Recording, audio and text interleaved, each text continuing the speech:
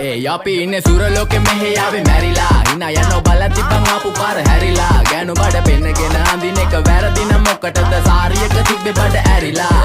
ඩෝංගල පතු වෙන්න ඕන් දැම්ම මාළුවන්ට පාන් දැම්ම වගේ ඇවිත් හාල යන්න එන්නේ පහල යන්න ඇවිත් අට වාල යන්න අපි ගැව්වේ මොරන් නිසා පදිරි වෙන්නේ නෑනේ ඔය සාලයන්ට